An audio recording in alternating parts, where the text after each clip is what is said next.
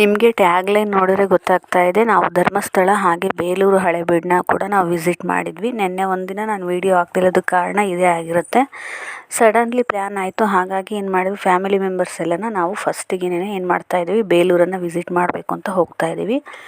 ಇಲ್ಲಿ ನಮ್ಮೂರಿಂದ ಅಂತ ಹೇಳಿದರೆ ಫಸ್ಟ್ ಬೇಲೂರು ಹಳೆಬೀಡು, ತದನಂತರದಲ್ಲಿ ನಾವು ಅದೇ ಮಾರ್ಗದಲ್ಲಿ ಧರ್ಮಸ್ಥಳಕ್ಕೂ ಕೂಡ ಹೋದ್ವಿ, ಹಾಗೆ ಕುಕ್ಕೆ ಸುಬ್ರಹ್ಮಣ್ಯಕ್ಕೂ ಕೂಡ ಹೋದ್ವಿ.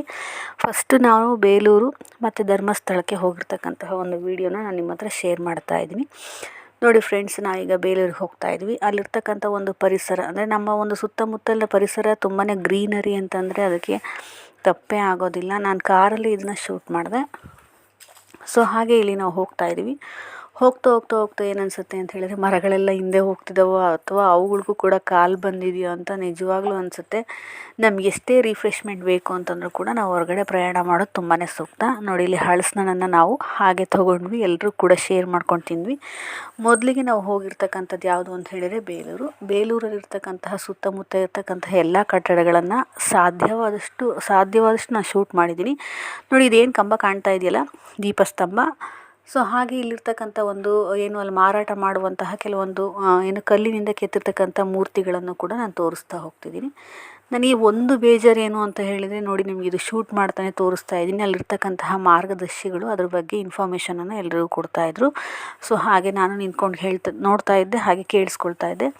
ಅಲ್ಲಿರ್ತಕ್ಕಂತಹ ಪ್ರತಿಯೊಂದು ಶಿಲ್ಪಗಳ ಬಗ್ಗೆನೂ ಕೂಡ ಅವರು ಎಕ್ಸ್ಪ್ಲೇನ್ ಮಾಡ್ತಾಯಿದ್ರು. ಅಷ್ಟು ಮಾತ್ರ ಅಲ್ಲ, ಸೊ ಒಂದು ಹೆಣ್ಣಿನ ಸೌಂದರ್ಯ ಹೇಗಿರಬೇಕು, ಈಗಿನ ಕಾಲದ ಮಕ್ಕಳು ಏನು ಮಾಡ್ತಾರೆ, ಹಣೆಗೆ ಬೊಟ್ಟಿಡೋದಿಲ್ಲ, ಕೈಗೆ ಬಳೆ ಹಾಕೋದಿಲ್ಲ, ಕಾಲಿಗೆ ಗೆಜ್ಜೆ ಹಾಕೋದಿಲ್ಲ. ಆದರೆ ಅಲ್ಲಿರ್ತಕ್ಕಂಥ ಶಿಲ್ಪಕಲೆಗಳೆಲ್ಲವೂ ಕೂಡ ಪ್ರತಿಯೊಂದು ಕೂಡ ನಮಗೆ ಮಾದರಿಗಳಾಗಿದ್ದಾವೆ.